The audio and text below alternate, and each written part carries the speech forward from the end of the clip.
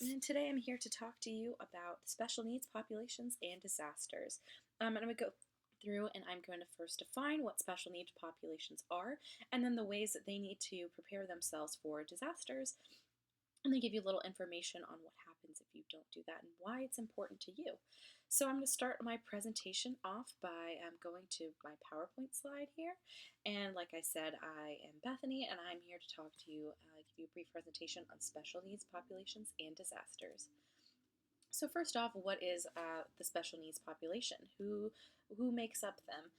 So this is people with disabilities, including physical, medical, sensory, cognitive, elderly, and pregnant people are also included in this category because they have needs that they need special accommodations when they're in situations.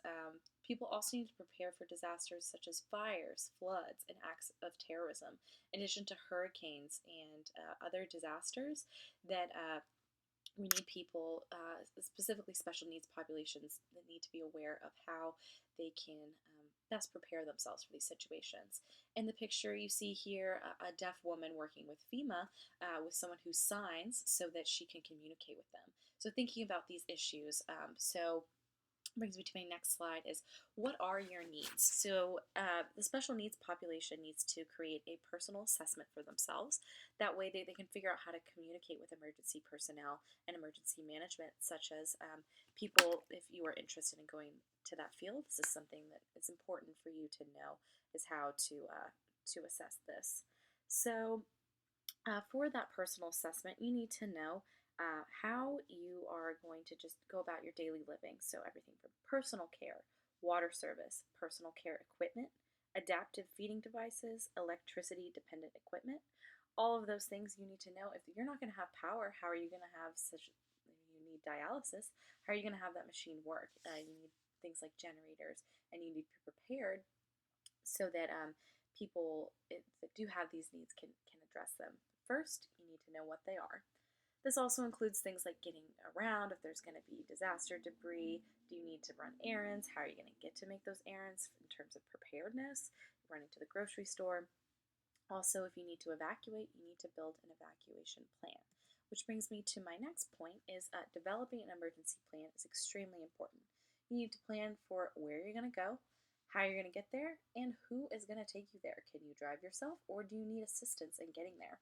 So that's where that support system comes in. And then you're going to need to create a list of these personal needs so that for your emergency plan, you can work those in there. So let's talk a little bit about a support network. So a support network can be family, friends, and it doesn't have to just be one-sided. It can work both ways so that you support your support network and they support you in return. So it's not just kind of a one-way street there. The personal network, you need to exchange important information, things that they need to know to help you during a disaster. Also, having a point of contact so someone that knows that you're okay if there is a disaster. You also should make arrangements prior to an emergency. So that goes back to the emergency plan, needing to have the plan that works with you and your support network so that you are not going to be in danger during a disaster. Also, you will need to register for the Special Needs Registry. People, special needs populations that do register for this, it can literally save their lives in an event of an emergency because they need special care. We've seen it happen before is that people that don't, they end up not getting the services that they need when the services are available to them. The state of Florida has a registry so that in event of an emergency, there are designated special needs population shelters where these people can go and receive extra care if they need that. There's also lists online of supplies that they'll need to bring to these facilities. But special needs populations are really vulnerable during disasters, so they need to be on top of these things. So just to review, they need that emergency plan, creating a personal assessment, registering for the special needs registry, finding a support network, and then also how are you going to get to the shelter if there's an evacuation order and you need to get somewhere safe. You don't want to rely on emergency personnel to take you to the shelter when they might be so busy with other things that they can't get to you, or they just physically might not be able to in event of debris or extreme winds, things like that. All can prevent travel avenues. Also, the Red Cross and special needs groups. I'd just like to briefly talk about getting Red Cross ready. They have a whole campaign based on assembling survival kits, making an emergency plan, and being informed. The most important thing is for emergency management personnel to be informed, as well as the special needs population themselves, on how they can protect themselves in the event of an emergency, because they do require a little bit more care. They're a much more vulnerable population, and so as a community, it's really important that we all take care of each other.